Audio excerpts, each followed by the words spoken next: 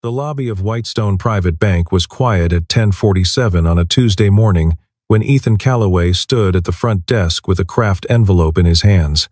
His flannel shirt was faded blue at the cuffs. His boots carried a thin crust of dried mud from a driveway in East Providence. Vivian Marsh stepped out of the glass elevator, looked him over once, and turned to the security officer at the door.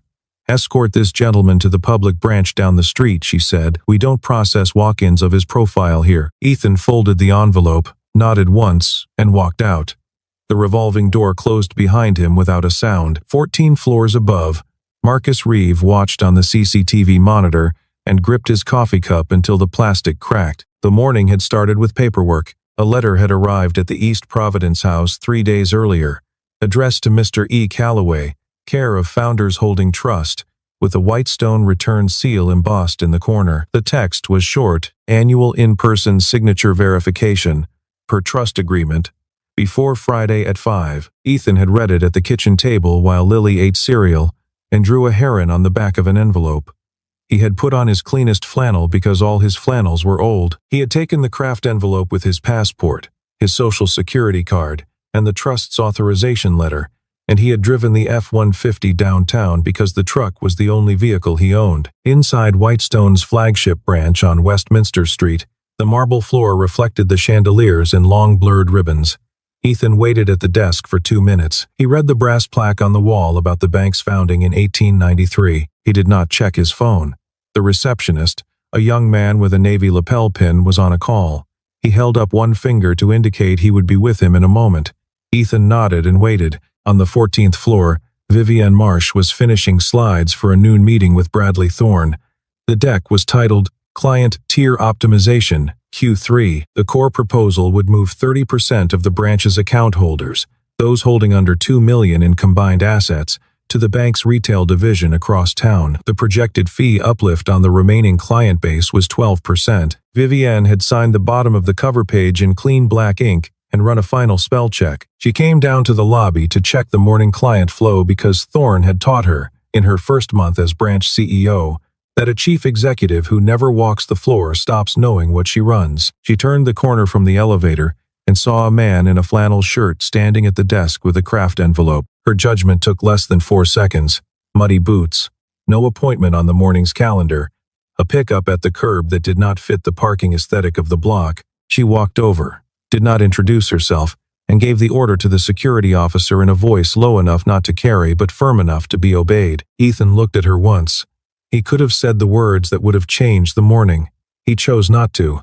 He nodded, turned, and walked out into the cold autumn light on Westminster Street. Vivian went back upstairs satisfied. Decisive action, she would later write in her own end-of-day notes.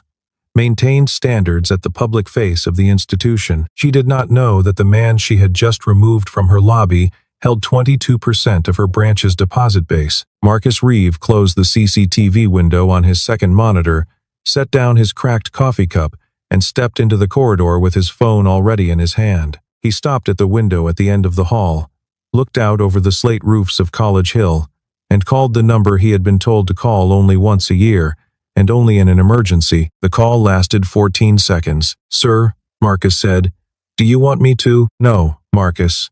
The voice on the other end was calm. "Let it run its course." The line went dead. Marcus stood at the window for another minute and watched a pickup truck pull out of a metered space and disappear down the hill. In his cab, Ethan set the Kraft envelope on the passenger seat and put both hands on the steering wheel for a moment before turning the key.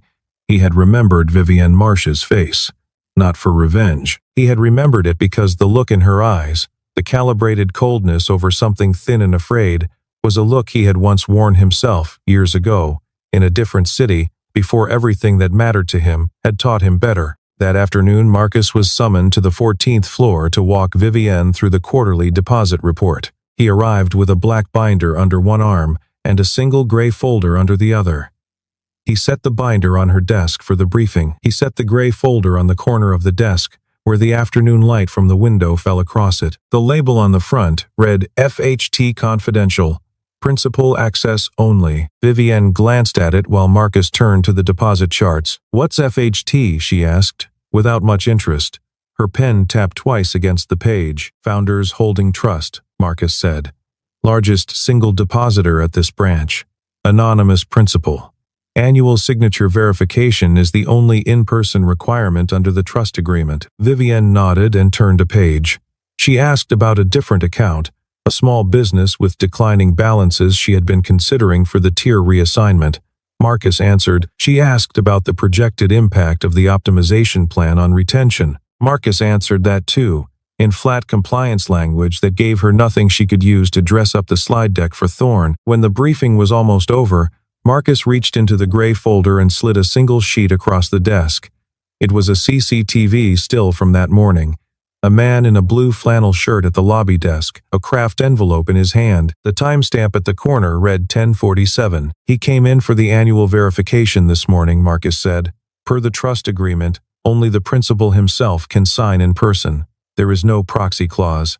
The window closes Friday at 5. Vivienne picked up the sheet. The afternoon light caught the corner of it. It took her a moment to assemble what she was looking at. The man in the photograph was the man she had ordered removed from her lobby 4 hours earlier, the man who held 22% of her branch's deposit base, the man whose annual verification she had just personally prevented in front of the receptionist, 2 security officers, and the morning client flow. She did the arithmetic before she did the feeling. $512 million, 72 hours. If the verification window closed unmet, the trust agreement gave the principal the right to transfer the entire deposit to Morgan Stanley without penalty or notice to the bank. Her hand was steady. Her hand had been steady for 14 months. The hand placed the photograph on the desk, and the hand stayed steady. Then the hand began to shake. She sat back in her chair. The chair was leather and expensive, and made no sound. The feeling that arrived was not what she expected. It was not fear of losing the deposit. The bank could survive losing one client. She could survive losing one quarter. She could even survive losing the chairmanship of the local chamber she had been quietly courting. What she felt was something older. She felt like the woman who had grown up in a trailer in Pawtucket and had spent 20 years building a wall so tall that she could not see over it anymore. She felt like she had just stood at the top of that wall and thrown a man over it for the crime of having muddy boots and a faded shirt. She felt like Bradley Thorne. She sat with that for a long minute. Marcus closed the binder and stood up. He walked to the door. He stopped with his hand on the handle. His wife used to work at this branch, Miss Marsh. Teller, 2nd floor.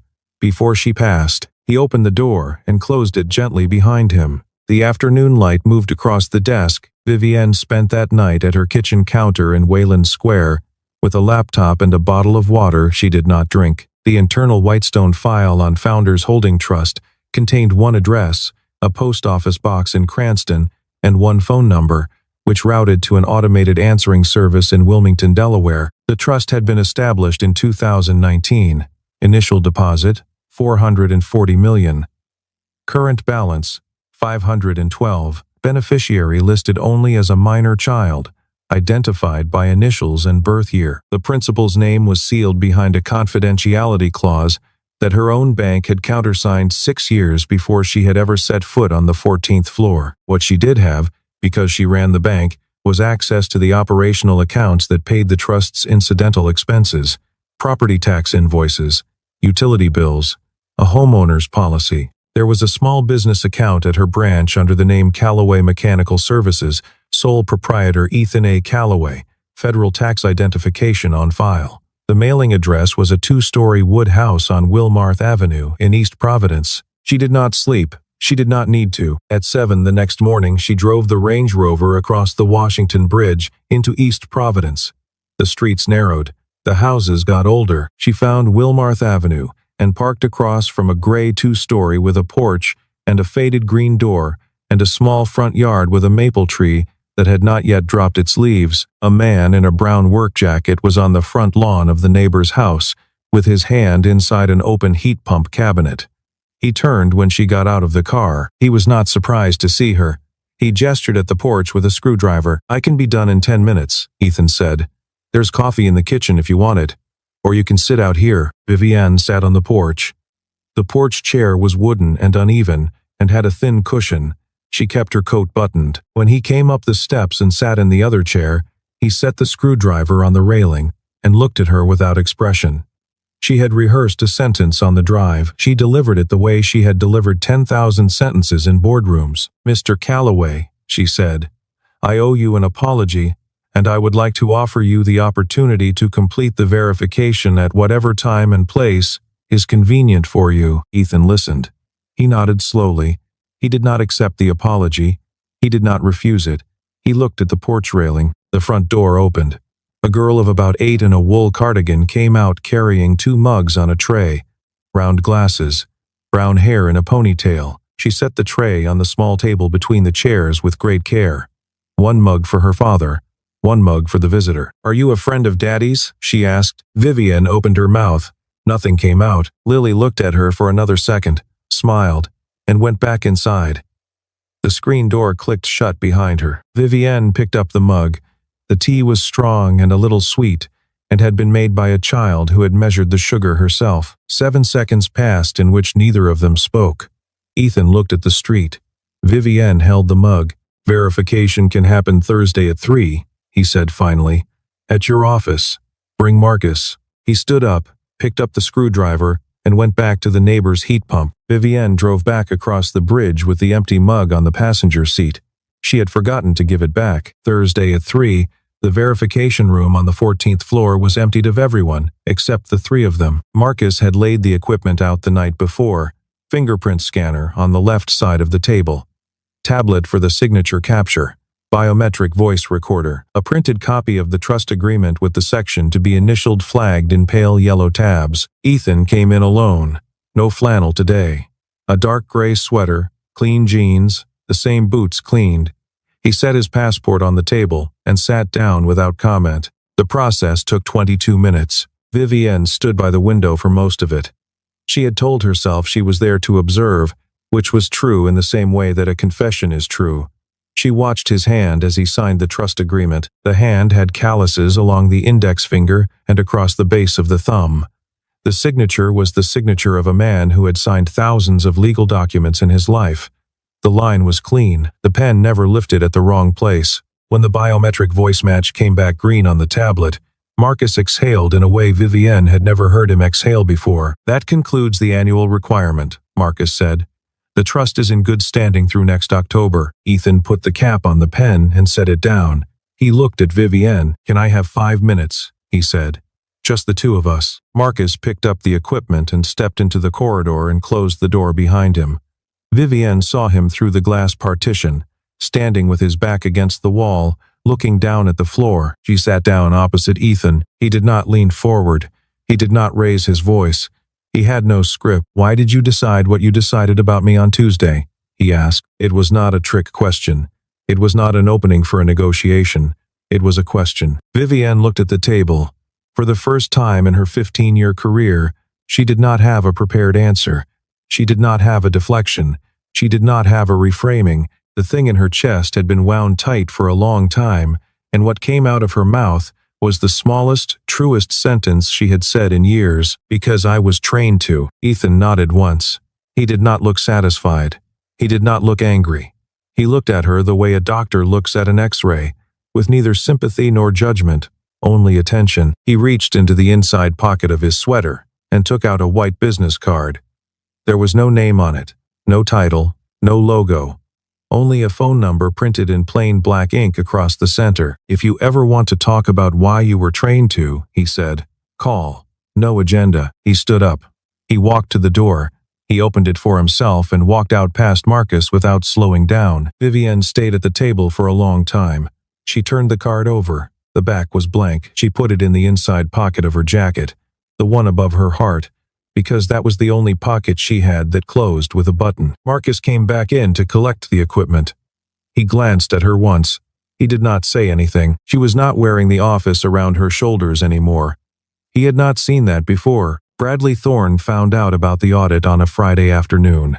The compliance department, by quiet arrangement with 2 members of the board's risk committee, had begun pulling files on the tier optimization program 3 days earlier. The signature on the authorization had not been Thorne's. It had not been Vivienne's either. It had been Marcus Reeves, in his capacity as the bank's senior compliance officer, acting under a clause in the corporate charter that did not require executive sign-off when potential customer harm exceeded a defined threshold. Thorne read the memo at his desk, called his secretary, and had Vivienne brought to his office within the hour. He did not gesture for her to sit. The corner office on the 17th floor looked out over the harbor and the bridges and the old textile mills converted into condominiums. He kept his back to the window. "You're going to sign this," he said, sliding a single page across the desk. The page was a recommendation for the immediate termination of Marcus Reeve, on grounds of breach of confidentiality regarding the founder's holding trust account. The signature line at the bottom had her name typed beneath it, ready for her ink. Vivienne picked up the page. She read it twice. A year ago, she would have signed it on the desk without sitting down. 6 months ago, she would have asked a single procedural question about severance exposure, and then signed it. A week ago, she might have hesitated for a polite second, and then signed it. She thought about the mug of tea on her porch chair in East Providence.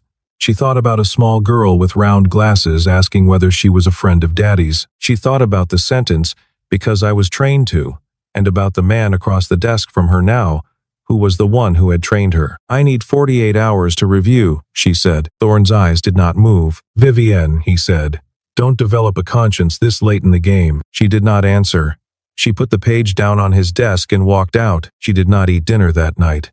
At 10, she sat on the couch in her apartment in the dark, with the white business card on the coffee table in front of her. She picked it up. She put it down. She picked it up again. She dialed. It rang 3 times. He picked up. She did not speak for 4 seconds. He did not speak either. There was the sound of a faucet running somewhere on his end, and then the sound of it shutting off, and then the small clink of a plate set down on a counter. "Tell me about Hannah," she said. He told her. He did not bend the story for sympathy. He did not bend it for impact. He told her how they had met in graduate school in New Haven, in a Tuesday night seminar nobody else had wanted to take. How she had wanted to be a teacher, and had ended up in banking because the loans had come due. How she had loved the small things, and the small hours, and the chickadees at the kitchen feeder. How the diagnosis had come in October, and the funeral had been in May. He told her how Lily had been 4. He did not tell her about the firing. Not yet. When the story was done, there was a long silence on both ends of the line. "She would have liked you, I think," Ethan said finally. "She always said the people who climb hardest are the ones who remember being on the floor." Vivienne sat on her couch in the dark and put the phone face down on the cushion beside her. She did not move for a long time. When she did move, it was only her shoulders, and then the breath after, and then the first real tears she had cried since the year she had taken her first job out of school and learned how to stop. At 8 the next morning, Marcus knocked on her office door and came in carrying a small wooden box, the kind tea merchants used a century ago, with brass corners worn to a soft yellow. He set it on the desk in front of her. He did not sit down. "Open it," he said. Inside, on a square of folded cotton, was a Whitestone employee badge from 2016. The lamination was scratched at one corner. The photograph showed a woman in her early 30s with light brown hair and a small, steady smile. The name beneath the photograph read Hannah Calloway, teller II. Vivienne looked at the badge for a long time. "She worked here," Marcus said. "I gathered. She was fired in 2017. By Thorne. Personally." Vivienne looked up. A VIP client at the time was running a series of small, unreported wire transfers through 3 sub-accounts, Marcus said. The structuring pattern was clear to anyone who knew the regulations. Hannah was the teller of record on 2 of the transfers. She filed an internal red flag according to policy. Thorne pulled her into this very office, told her the client was a personal friend of the firm, and asked her to amend her report to indicate she had been mistaken about the pattern. She wouldn't. She was terminated for cause within the week. No severance, no continuation of health coverage. 2 months later, she was diagnosed with stage 4 pancreatic cancer at Rhode Island Hospital. The COBRA premium would have been $1,300 a month, and she did not have it. Vivienne sat with her hand on the edge of the desk. The fluorescent overhead hum she had never noticed before became audible in the silence. "Ethan founded Founders Holding Trust in 2019, Marcus said. "He put $500 million in deposits at this branch. Not at Morgan Stanley. Not at Citi. Not at Goldman. Because Hannah asked him to, before she died." "What did she ask him for?" Vivienne said. "She asked him not to burn it down. She asked him to make sure the right people saw what it really was." Marcus paused. He took a folded sheet of paper from inside his jacket and laid it flat on the desk. It was a photocopy of a handwritten letter on thin-lined paper. The handwriting tilted forward, the ink in 3 different shades, because the pen had been switched out twice. The date in the corner read April 2019. She wrote it the week before she went into hospice, Marcus said. Ethan let me see it once, the day he opened the trust. I'm not supposed to have a copy, but she handed it to me at her kitchen table when I came by to drop off some paperwork. And she said keep this in case Ethan ever decides to do something stupid with it. He hasn't. But the conditions she set are clear. Read the last paragraph. Vivienne read it. The last paragraph was 4 sentences. The 4th sentence said, when you find the woman in that chair who looks at someone in muddy boots and remembers being 7 and watching her mother count quarters at the laundromat, you'll know. Give her the room. Give her the choice. Don't take it from her by doing the work for her. He's been waiting 8 years for the right person to walk in the door. Vivienne sat with the wooden box on her lap. The badge inside it had no weight at all. She closed her eyes for a long moment. She understood now what room she had been standing in for 14 months. She understood whose chair she had been sitting in. She understood that she was either going to be the person Hannah Calloway had hoped someone would become, or she was going to be the next woman Thorne ran through the machine and threw out the door when she was no longer convenient. She picked up her phone. She typed slowly. I know about Hannah now, she sent. I'm sorry. For what that's worth. 11 minutes later the reply came. It's worth something. Choose what to do with it. The Whitestone board met Monday morning in the long room on the 17th floor. 12 members at a polished walnut table. 2 stenographers.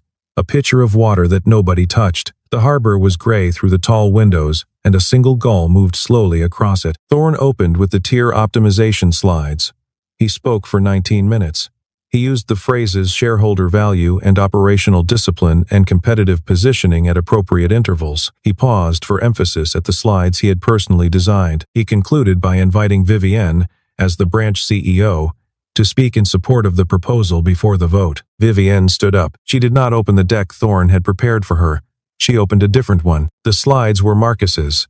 14 documented cases of account churning over the last 3 years, each one tied to a fee uplift on the executive bonus pool. 6 instances of compliance reports altered after submission. 2 cases of accounts closed under pretextual grounds whose former holders had later filed CFPB complaints that the bank had quietly settled. And the personnel file of Hannah Calloway, redacted but legible, including the termination memo signed by Bradley Thorne in 2017 with the words for cause underlined twice in his own pen. She spoke for 11 minutes. Her voice did not shake. She did not look at Thorne until the last slide. When she finished, the room was silent. Thorne stood up. He called it a personal vendetta. He called Marcus a disloyal employee with a grudge against the executive committee. He told the board that if they failed to dismiss Vivienne Marsh in the next 10 minutes, they would have a public relations disaster on their hands by sundown. 4 members of the board nodded slowly. 2 looked at the table. The rest waited without expression. The door at the end of the room opened. Ethan Calloway walked in. He was wearing the same flannel shirt he had worn into the lobby on Tuesday. Behind him came 2 men in dark suits whose business cards, when they laid them on the table, read Sullivan and Cromwell, New York. Ethan stopped at the head of the table. He did not raise his voice. He did not introduce himself by gesture or by tone. He simply stated the facts of his presence. Ethan Calloway, he said. Principal. Founders Holding Trust. Beneficial owner of $512 million in deposits currently held at this institution. The room did not breathe for 6 seconds. One of the lawyers stepped forward and placed a document on the polished walnut. The cover sheet was a single page, 3 paragraphs, signed at the bottom in the same clean hand Vivienne had watched move across the trust agreement 2 weeks earlier. This is a notice of intent to transfer the entirety of the trust deposit assets to an alternative custodian effective Wednesday at noon, the lawyer said. The notice will be rescinded if and only if the board, within 24 hours of this meeting, formally accepts the compliance audit findings just presented by Ms. Marsh and removes Ms. Thorne from his position as chairman. Thorne's face changed color in a sequence Vivienne would remember for the rest of her life. Ethan did not look at Thorne. He looked at Vivienne. Vivienne looked back. He did not nod. He did not smile. The look between them said one thing and one thing only. Your move. Not mine. Vivienne sat down. She picked up the gavel from in front of the secretary and slid it across the table to the senior independent director. Her hand was steady the whole way. Thorne was removed within 18 hours. The audit was accepted by formal resolution at noon the next day. The two members of the risk committee who had quietly supported Marcus's work were promoted to the executive committee. The general counsel filed an amended Form 8K with the SEC by close of business Wednesday. Whitestone's stock fell 9% on Thursday morning. As the news cycled through the financial press, by the following Tuesday, it had recovered 14% after Founders Holding Trust issued a public statement, signed by its lawyers but written in the principal's plain language, confirming that its deposits would remain with the bank for the foreseeable future. The board offered Vivienne the position of CEO of the full institution, not just the Providence branch, on the condition that she lead the ethical compliance overhaul personally and report quarterly to a newly constituted oversight committee chaired by an outside director. She accepted. She made two requests in return. The first was that Marcus Reeve be promoted to Chief Compliance Officer, reporting directly to the board rather than through her office, with the authority to halt any executive action he judged to be in violation of customer harm thresholds. The second was that no person who had served on Thorne's executive committee be retained without a full conduct review. Both were granted. Ethan came to the branch on a Friday afternoon 2 weeks later. He was not there to verify anything. He was there to close the small business operating account he had been using for the trust's incidental expenses and to open a new account in its place, a scholarship fund named for Hannah Calloway, dedicated to the children of bank employees at Whitestone or any other institution who had been terminated for refusing to falsify reports. The initial deposit was $3 million. The fund's bylaws specified that no employee of Whitestone, including its CEO, was permitted to sit on its board. Lily came with him. It was the first time she had ever set foot inside the building. She walked next to her father with her hand in his hand, and she looked up at the chandeliers in the lobby for a long time without saying anything. When the paperwork was done, Vivienne came down from the 14th floor to thank them in person. She knelt down on the marble to be at Lily's height. Lily reached into her coat pocket and took out a small paper crane folded from the lined paper of a homework notebook. The folds were neat. The head was crooked. She held it out with both hands. "I made it for you," she said. "Daddy says you helped him." Vivienne took the crane. The paper was warm from being in the pocket. She kept it. Back upstairs, she set the crane in the top drawer of her desk, next to the wooden box that held the badge of a woman who had once worked 2 floors below her and whom she would now never meet. Ethan stopped at the revolving door on his way out. He turned back. "Coffee," he said. "Saturday. Not as principal and CEO. Just coffee." Vivienne nodded. The revolving door turned behind him. This time the sound it made was the sound of a door, not the sound of a verdict. The coffee shop on Federal Hill opened at 7 on Saturday mornings, and by 9 the corner booths were full of older men reading the Providence Journal in Italian and English. Ethan was already there when Vivienne arrived. He was sitting in the booth nearest the window. He was wearing a gray wool sweater. He was not wearing flannel. She was 3 minutes late. She had never been late to anything in her adult life. She had stood in front of her closet for 10 minutes that morning, before reaching past the row of suits to the wool cardigan at the end of the rack.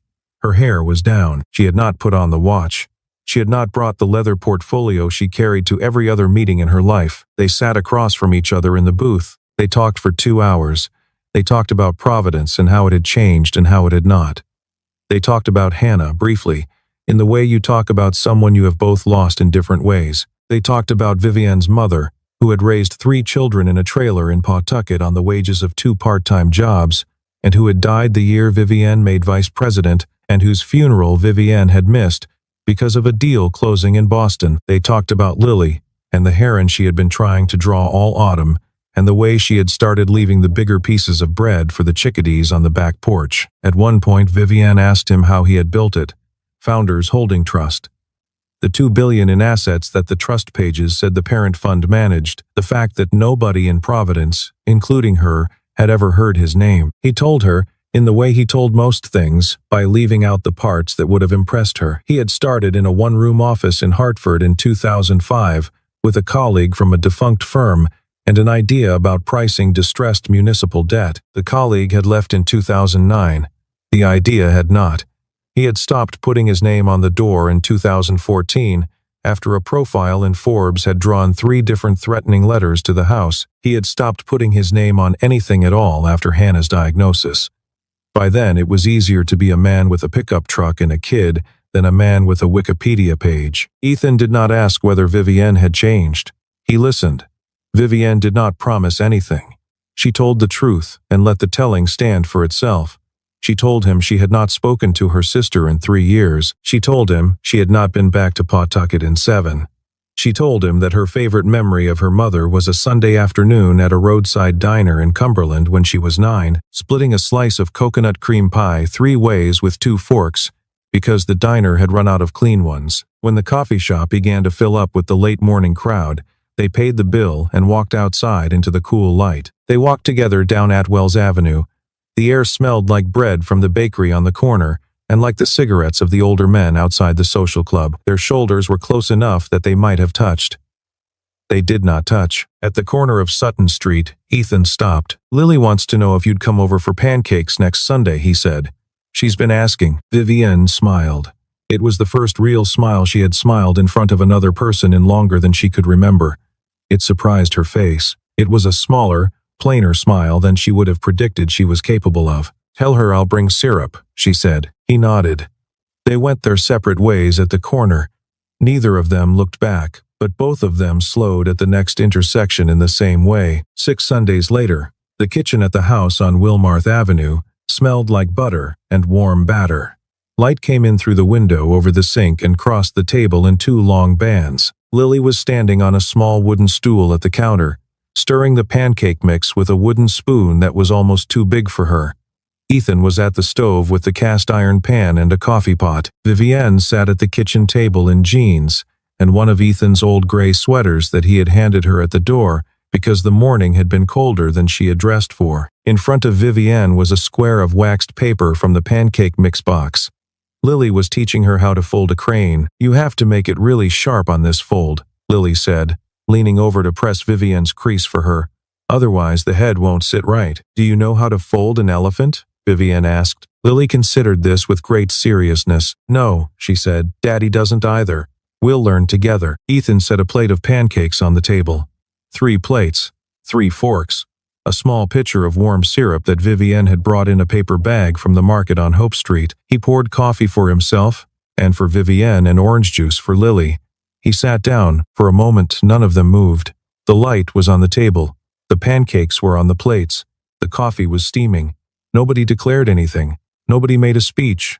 They ate breakfast. The next morning, in Vivienne's office on the 14th floor of Whitestone Private Bank, a security guard wheeled in a new desk, because the old desk had been Thorne's, and Vivienne had asked for it to be removed entirely from the building. On the new desk she placed 3 things in the top drawer: the wooden box with Hannah's badge, the first paper crane, the one made of notebook paper, and next to it the new paper crane, folded from waxed paper, with one wing slightly larger than the other, where an 8-year-old had pressed too hard on the final fold. Marcus walked past the open door, glanced in, saw the 3 things and smiled.